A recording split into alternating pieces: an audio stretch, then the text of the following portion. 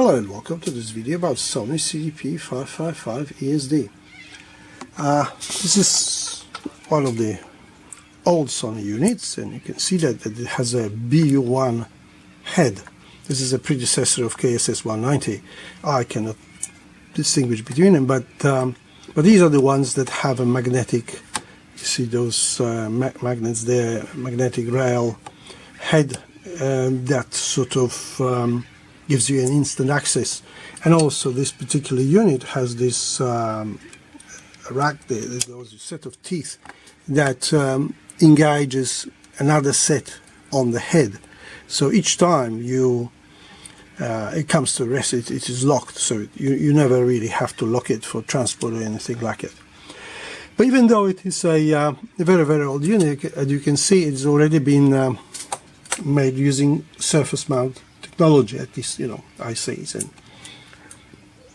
this is a Alps motorized potentiometer for both headphones and variable output.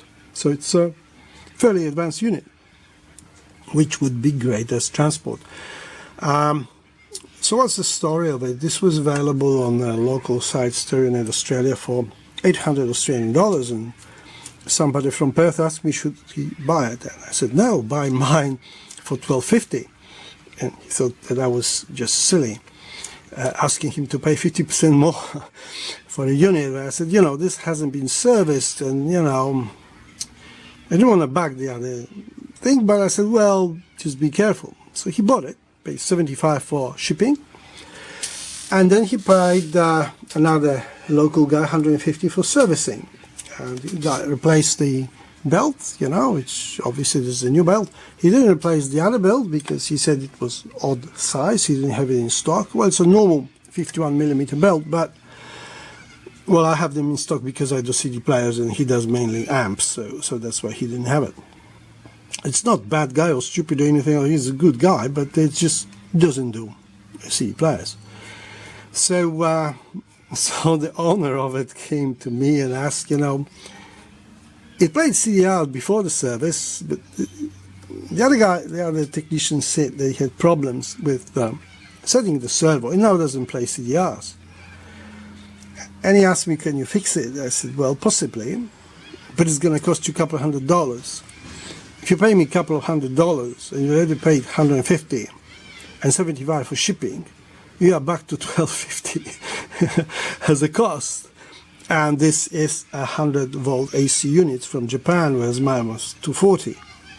So if you want to convert it, that you're already paying more, and of course you have no warranty on it whatsoever. And for mine, as a cash-paying local customer, you would have had unconditional, warranty, 12 months. And so I said, there's no point, doing all that, So he took a hit on it and sold it to me at a substantial loss, So the reason really for this video is to say that the price that you see, some units, very similar units, are dearer and others are cheaper. But do they really work? Do they need servicing, the cheaper ones? People say, works fine, and you have a picture of it standing. You say, I do videos, and you know that it reads CDs, reads CDRs, reads faulty discs. So sometimes paying even substantially more, like in this case 50%, might be, a better idea, particularly if you are in a 240-volt country and you're stuck with 100-volt units. You then need a down converter or on conversion. I'm going to actually convert this one because there are a couple of transformers there, so I'm going to put in the different ones and convert it to 40. So that will be an extra cost, but